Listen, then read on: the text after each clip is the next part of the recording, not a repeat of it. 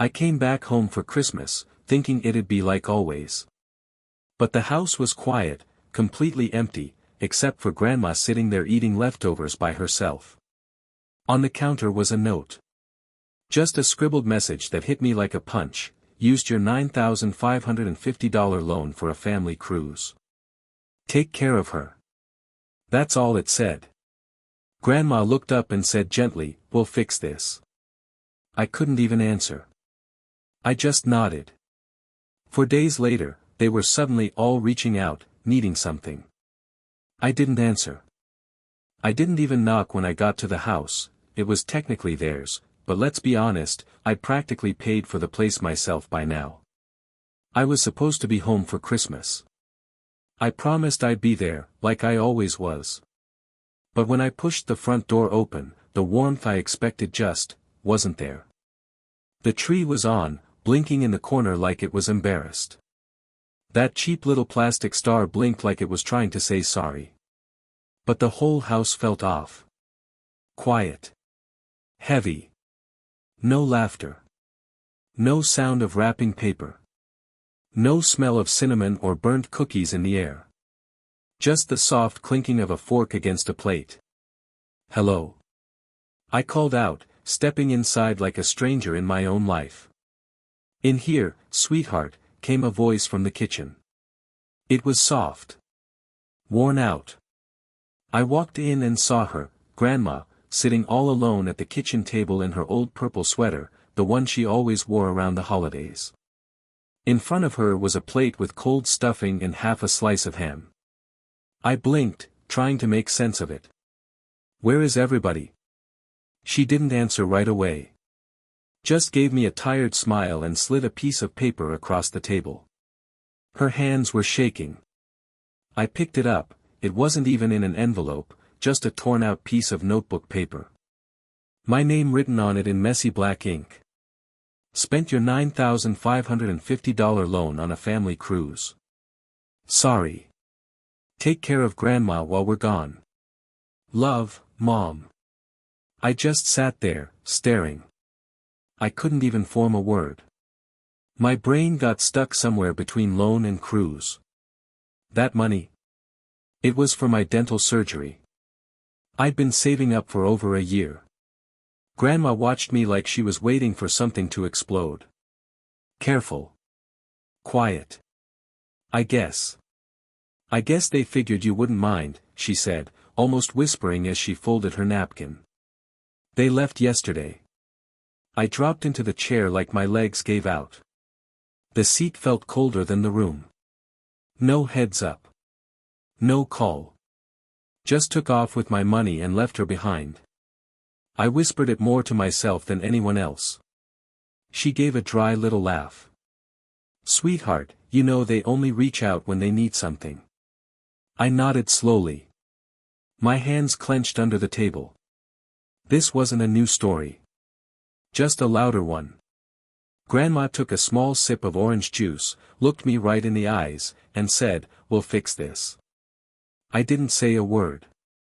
But something inside me cracked. And something colder, something sharper, started to settle in.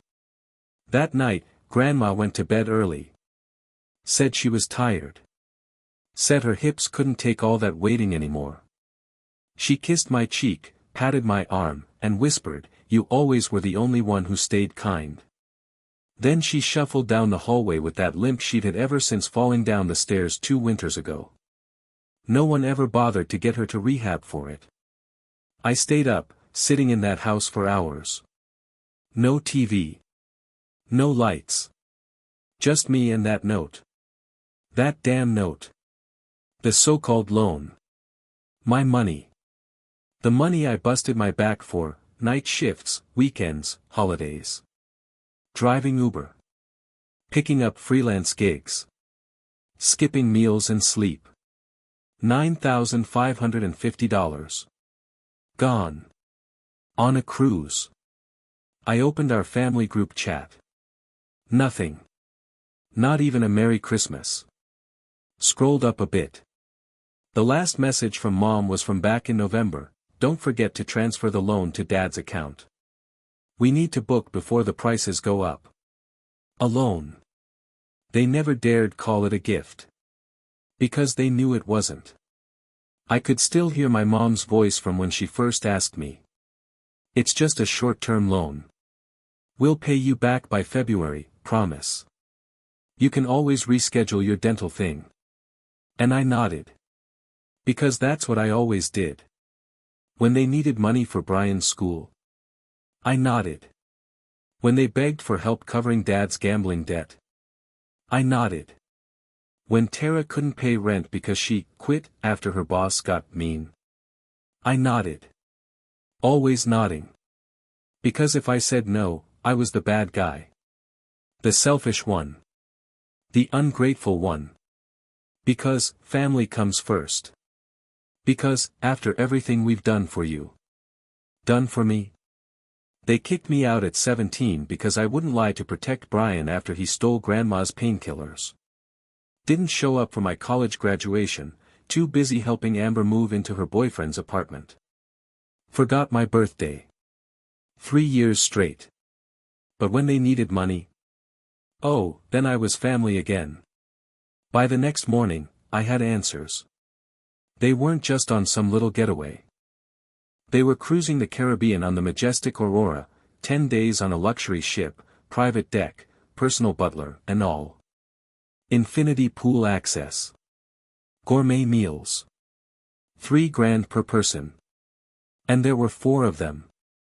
I know because Amber, sweet, careless Amber, posted a photo on Instagram and must have forgotten to block me this time.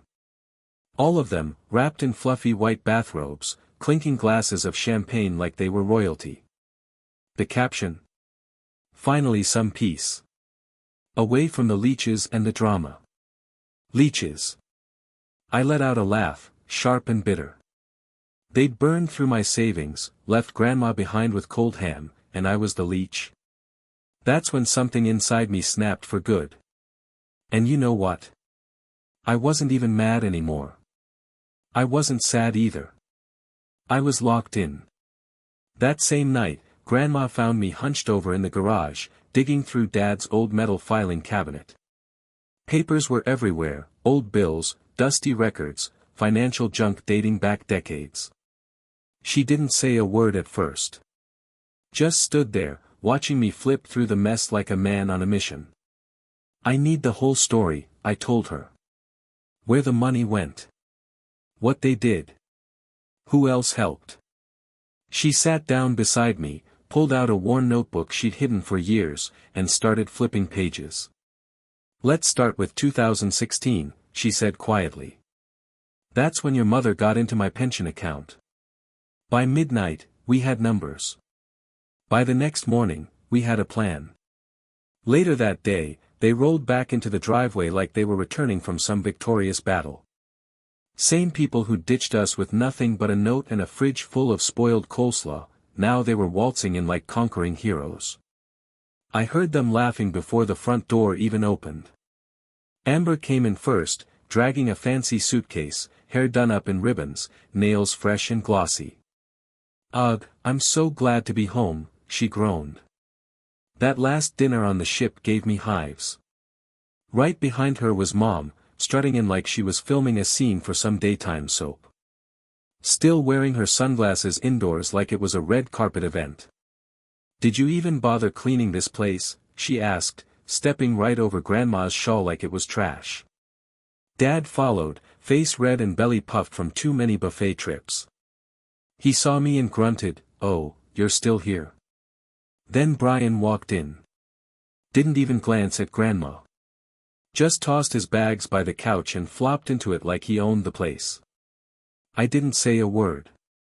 Just sat there at the table, hands folded, calm as could be. "Where's the food?" Mom asked, peeking into the kitchen like she ran the place.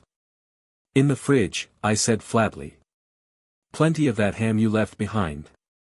Brian chuckled. "Still hung up on that?" he muttered. "Dude, just order something. You've got money." I stood up slowly. "Good. You're all here," I said. "Take a seat. I've got something to show you." Brian rolled his eyes but dropped into a chair. Dad cracked his knuckles. Amber was still poking around for a place to plug in her phone. I turned my laptop toward them and hit play. The first file was a spreadsheet. Not just any spreadsheet, this was a full audit Grandma and I had built over 4 sleepless days. Every single dollar drained from her pension. Every ATM withdrawal at gas stations Dad always used. Every Zelle request Amber sent for emergencies that ended up going straight to Sephora and Apple. Mom's face tightened. Where'd you get this? Her bank, I said. Maybe next time, don't use someone else's password so carelessly. Then came the second file, screenshots of Venmo transactions, account logins from Mom's phone, pension access timestamps that matched up perfectly with Dad's online poker activity. Then the emails. One from Mom to Amber, he won't notice the deposit missing. He trusts us too much. Amber replied, he's soft. Anyway, who leaves Grandma alone on Christmas? My jaw tensed, but I kept going. I could stop here, I said, voice steady. But I'm not going to. One more file. A voice recording. Tara, Brian's wife, standing on the porch 2 nights earlier, crying. I didn't want to go, she said, her voice shaking. I begged him. But Brian said if you didn't give the money, they'd just leave her behind and deal with it later. I stayed quiet, 'cause he told me it'd all blow over. I'm sorry. I can't lie for him anymore. Brian jumped to his feet. You recorded my wife. That's illegal. No, I said. She asked me to. She wanted someone to finally hear the truth. Said she was tired of covering for you, tired of watching you bleed everyone dry. Dad stood up now, fists clenched, face burning red. You little snake. You've been spying on us. Digging through our accounts. Like someone who's finally done being stolen from, I shot back. Then I opened the last tab on the laptop. It was an email. Already written. Subject line. Formal report of elder financial abuse, evidence attached. It was addressed to Social Security's Fraud Division, Grandma's lawyer, the county ombudsman, and 2 local news stations. You've got 48 hours, I said quietly, firmly. To return every cent. Or I hit send, I told them, voice calm as ever. All of it goes out. Amber's hands shook. You're bluffing, she said. You'd seriously ruin your own family? No, I said flatly. You already did that yourselves. I'm just delivering the invoice. That's when Grandma stood up. She hadn't said a word this entire time. But now she slowly walked to the head of the table, rested her hand on the back of a chair, and spoke in that quiet voice that somehow carried like thunder. I raised 3 of you, she said. Fed you. Bathed you. Protected you. And when I couldn't even walk, you left me here with a freezer full of beans and a moldy pie, while you sat on a yacht sipping champagne bought with stolen money. She paused, her gaze sweeping across them. You're lucky it's him coming after you, she said. Because if it were just me. She didn't finish the sentence. She didn't need to. The silence in the room did all the talking. Dad mumbled something and stomped off. Amber broke down, tried to hug Grandma, who simply turned her back. Brian didn't say a word to her. He just glared straight at me. You're not part of this family anymore. I smiled. Exactly. I'm finally free. They still didn't believe I'd actually go through with it. Even after I dropped that email right in front of them, showed them everything.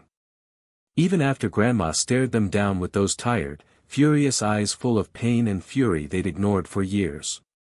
They thought they could still wear me down, like always. That I'd fold eventually, that I'd get tired and let it go. But that old version of me, the one who kept quiet, nodded along, handed over money and thanked them for scraps. That guy died the second they blew $9,550 of my hard-earned money on cocktails and cruise selfies. The first 24 hours after the confrontation. Dead silence. No texts. No apologies. Just me and Grandma in that too-quiet house, eating microwave oatmeal and refreshing the bank app every few hours. Nothing came in. Day 2, I sent the email. Every file. Every screenshot. Every voice recording. All labeled. All dated. All sent out, to the State Fraud Office, the Social Security Division, Grandma's lawyer, the Ombudsman, and half a dozen local reporters. At exactly 6:17 p.m., I got a reply, "Thank you for your submission. A case has been opened." Day 3, everything lit up. Brian panicked first. I woke up to 12 missed calls and a string of texts that swung wildly between guilt-tripping and gaslighting. "We didn't mean it like that. Are you seriously gonna destroy your own family over a few bucks?" Then Mom chimed in, right on cue, "You're being too emotional. Just take the post down. We can talk." I didn't reply to any of it. I just forwarded it all to my attorney, Rachel, a woman who reviewed it with the precision of a scalpel. Rachel had been working behind the scenes with Grandma's legal advisor since the night I recorded Tara's confession. She didn't play games. By noon, she'd sent formal letters of intent to sue, to my parents, to Brian, to Amber. No more warnings. The official charges: elder financial abuse, unauthorized pension access, fraudulent use of a family loan. The total they owed, with interest and legal fees: $15,725.35. That night, Mom showed up on the porch. She looked like she hadn't slept in days. No makeup, hair shoved back like she just rolled out of bed. "Can we talk?" she asked, voice low and shaky. I crossed my arms. "Only if you brought a checkbook." She dug around in her purse and pulled out a white envelope. Inside was a cashier's check, for $9,550. The exact amount they borrowed. "No interest?" I asked. "You're lucky to be getting that," she snapped. "This mess is destroying us." "You made this mess," I told her. "And I'm not turning my back on you, I'm finally turning my back on a thief." Then I stepped outside and slammed the door behind me. Later that week, Amber called from her office phone, sobbing. Said the article had started making the rounds. The headline: "Family steals disabled grandmother's pension, abandons her at Christmas, grandson exposes the truth." It had over 45,000 shares in one night. Her boss, a boutique marketing firm owner, wasn't thrilled. Her name was all over the screenshots. That "leeches and negativity" quote had gone viral. Meme viral. "I'm getting fired," she cried. "Do you even understand what you've done?" "Sure do," I said. "Now it's your turn. Pay up." And she did. In 4 separate payments. I made her send me confirmation every time. No excuses. No delays. Brian was the last one to crack. At first, he played it cool. Bragged on social media that his job didn't care, called everything fake. But then Tara left him. Filed for separation. Told him straight up she wasn't raising her kids in a house where lying and stealing were just normal behavior. She called me that same day. "I'm sorry it took me this long," she whispered. "But I see him for who he really is now." I asked if she needed help finding a place. She hesitated. "Only if it comes with no strings attached." I smiled. "Then yes," I said. "Because you did the right thing." 2 days later, Brian showed up at my door. Unshaven. He showed up looking wrecked, tired, angry, and desperate. His eyes burned with fury. "You idiot," Brian hissed. "You ruined everything." "No," I said, handing him a crisp legal notice. You did. Rachel had just filed a motion to garnish his wages. He looked at the paper like it was poison, tried to rip it in half, and threw it at my chest. I didn't flinch. Pay. Every penny, I told him. Or we lock down your accounts. And trust me, I'm not bluffing. Ask Amber. By the end of the second week, all the money was back where it belonged. $9,550 from Mom and Dad. $3,250 from Amber, interest included. And Brian, after swallowing every ounce of pride, borrowed $2,850 from his boss to make his part of the repayment. Total came out to just over $14,500. I finally booked the dental surgery I'd been putting off and dropped $3,500 on it. Used another $2,500 to buy Grandma a proper lift chair and bring in a home nurse to help out a few times a week. The rest? It went into a locked, interest-bearing account under Grandma's name, an account only she and I had access to. When I handed her the paperwork and showed her the balance, she just looked at it, then looked at me. They took everything from me, she said softly, voice cracking. But they didn't take you. And in that moment, I knew. I didn't just win the money back. Or the legal battle. I'd reclaimed myself. The guilt.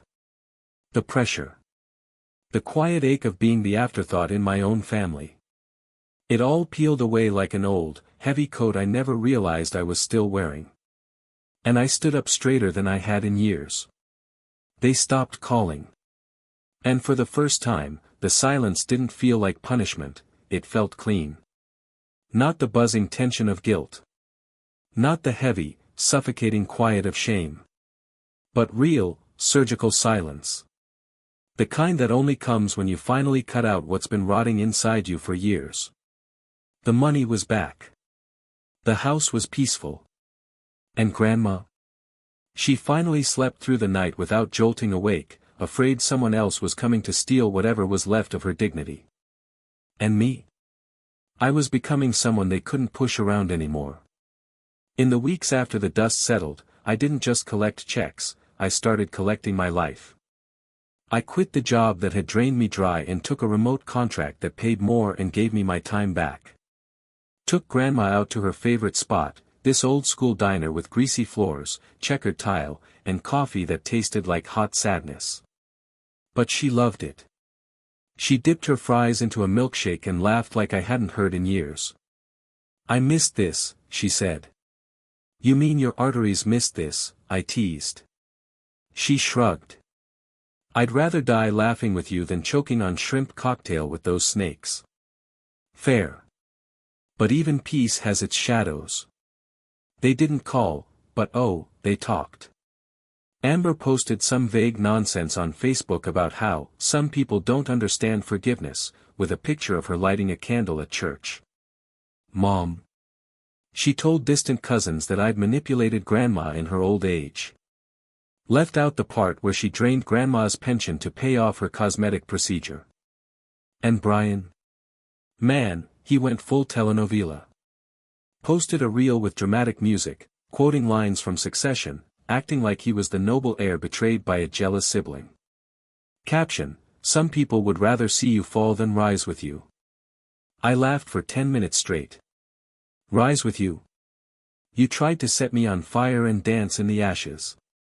They wanted to rewrite the story. Twist it. But I had the receipts. And I wasn't crawling back into the dark to protect their image. Then came the moment that really stuck with me, 3 weeks after it all blew up. I was at the grocery store with Grandma, pushing her cart through the soup aisle, grabbing cans and ginger ale. We were laughing about something dumb when a woman approached. Older. Well put together. The kind of face you don't forget easily. I'm sorry, she said, looking me right in the eye. Are you the one from that article? I froze. She smiled. The one who stood up for his grandmother. I blinked. Yeah.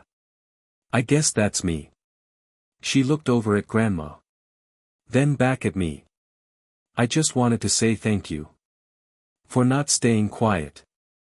For fighting back. Then, softer, almost to herself, they did the same to my mother. No one stepped in. I wish someone had. She touched my arm, just briefly, and walked away. I turned to Grandma. She was frozen in place, hands still on the soup can, eyes glassy. I didn't think anyone saw us, she whispered. They do now, I said. That's when I realized. This wasn't just about money. Or justice. Or getting the last word. It was about telling the truth out loud. And the best part? I didn't have to yell anymore. I didn't have to beg people to believe me. The truth was already out there, doing its job, dragging their names behind it like a busted trash bag spilling all over the sidewalk. And every time one of them posted something, people remembered. Every time they tried to lie, someone in the comments would pop up and remind the world exactly who they were. Mom tried to clean up her image first. She launched a cozy little YouTube channel called Cozy Kitchen with Denise. Whole vibe was soft lighting, cinnamon buns, and fake smiles. But right there on the first video, someone commented, "Did you buy that oven with stolen retirement money?" She deleted the whole channel in 2 days. Brian went job hunting. Didn't make it past the background check. Turns out, wage garnishment notifications don't exactly scream, team player. Oops. Amber. She vanished for a bit, radio silence. Then popped up again under a new Instagram handle at mbur_life_reset. She was posting yoga pics, sunrise quotes, and pretending to be on a healing journey. Lots of cutting out toxic people energy. Which was hilarious, because I didn't cut her out. I exiled her. Time went by. Months, really. I moved into a new apartment, small, quiet, clean. The kind of place where everything was mine, even if it was secondhand. Every table, every mug, every blanket, I picked it. No one else. Nothing from them. Nothing with strings. I brought Grandma with me. 2 bedrooms. One for her. One for me. She decorated hers with old family photos and a scratchy blue blanket she crocheted back in '93. Called the room, the fort. One night, she knocked on my door, real gentle. "I've got a question," she said, easing herself down onto the edge of my bed. "When you saw that note they left, why didn't you just leave? Why'd you stay?" I sat with that for a second. Then I said, "Because I remembered who I was, before they made me forget." She looked at me for a long time. Then gave a slow, proud nod. "I'm proud of you, sweetheart." And that moment? That broke me harder than every insult my family had ever thrown my way. Because she meant it. And because, in that whole twisted, selfish family, she was the only one who ever did. A few weeks later, I ran into Tara outside a coffee shop. She looked like a completely different person, lighter, like someone who'd stopped holding their breath for the first time in years. Said she was taking night classes. Studying for a certification. Trying to build something for herself. "I didn't know I could live like this," she told me. Without always wondering what he'd say, what he'd break next. Then she looked me in the eye. "You gave me that." I didn't know how to respond. Just stood there, a little stunned. She stepped closer, lowered her voice. "You didn't just change your own life, you know. You changed mine, too." I nodded, quiet. And maybe, finally, I believed it. So here it is. The end of the story. You want to know what happened to the family? They destroyed their own names trying to bury mine. And me? I stopped waiting for them to call me family and started building one out of the people who never made me beg to be loved. And now? Now I sleep. Peacefully. Lights off. No fear about what they'll take next, because they already took everything. And I took it back.